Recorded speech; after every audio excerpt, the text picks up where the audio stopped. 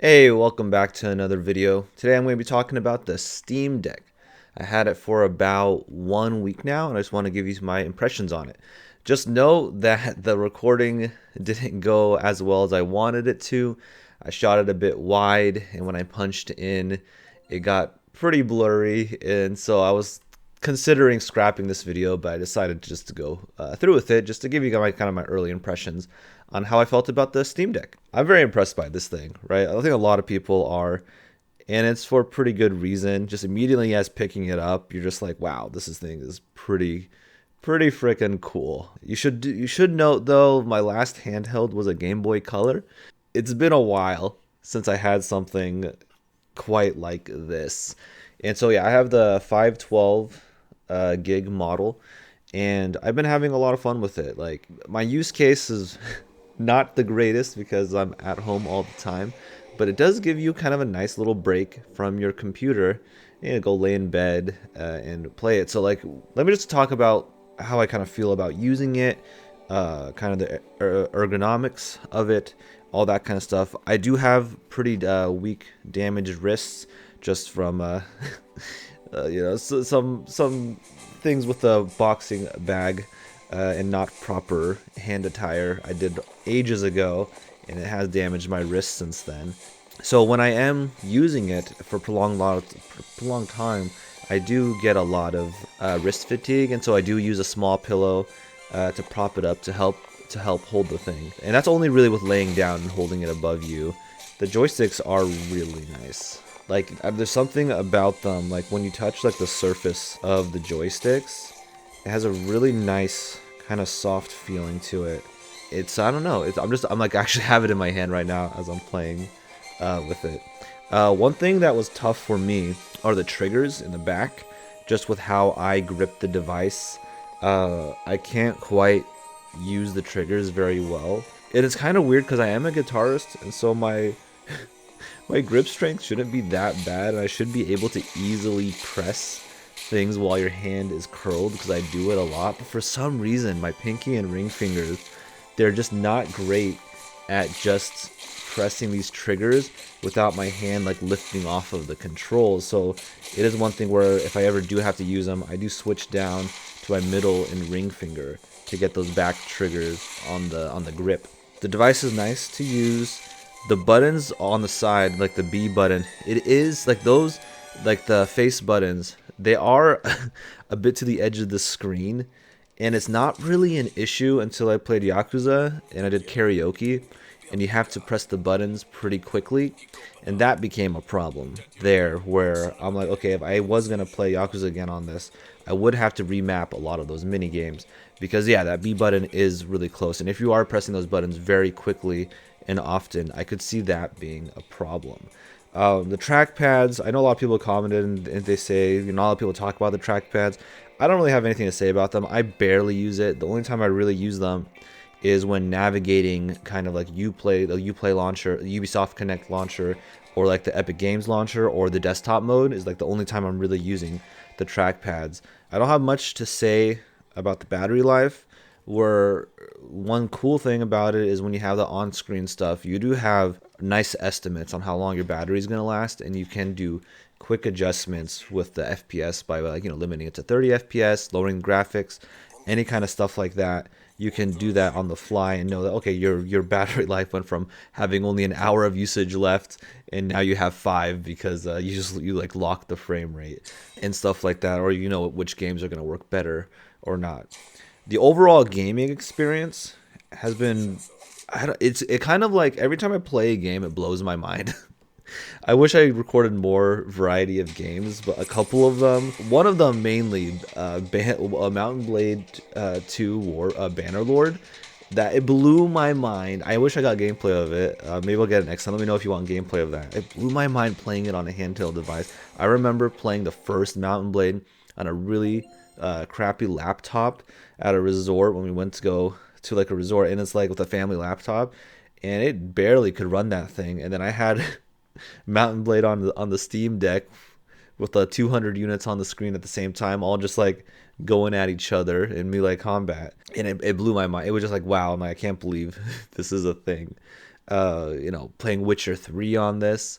You'll see gameplay of Dragon's Dogma, dude, Assassin's Creed Valhalla. I played a lot of different games. I played about 27 games. I tried 27 games. I played Horizon Zero Dawn on here. I couldn't believe it. That's just crazy. Yakuza Like a Dragon is like perfect for the Steam Deck.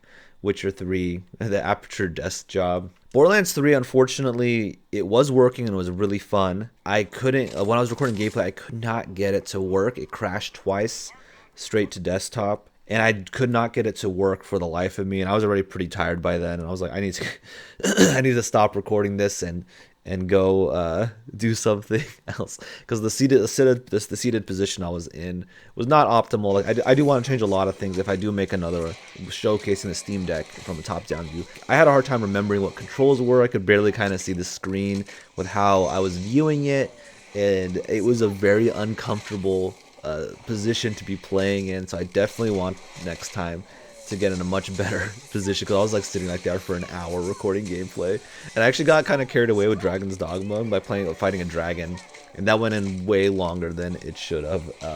So you can use the Game Pass on here on the cloud, and it's exactly as you expect it to run. It runs fine, runs well, based on your internet connection, of course, and not really much to say about it.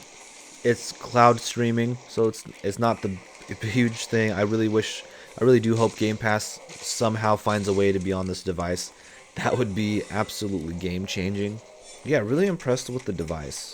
I only had it for a week, and I can't imagine not having this thing. It's just really nice to like step away from your PC, step away from your PC in order to get another gaming device to play. I know it sounds ridiculous, but it is nice to like step away, go lay on your bed, play for an hour or so. I could see this becoming awesome to travel with. So let me talk about the desktop mode with Linux. And the last time I used Linux was in college, and that's way back. So back when I was in college, and so I had to come back and relearn it, and it was very much a learning process, because I first started it just trying to use it on the Steam Deck itself without anything else, with no mouse or keyboard or monitor. And it was a very unpleasant experience because it's a new OS that I was not familiar with, and the controls were just too wonky for me, especially with the touch, the trackpad, and pressing it to mouse click was really tough, because I couldn't seem to click it without constantly moving the cursor around as I'm clicking down. So the click accuracy was so bad, until I started doing the alternate version of holding down the Steam menu and then using the trackpad and then using the right trigger to click down, or the left trigger to right click. That worked out a lot better.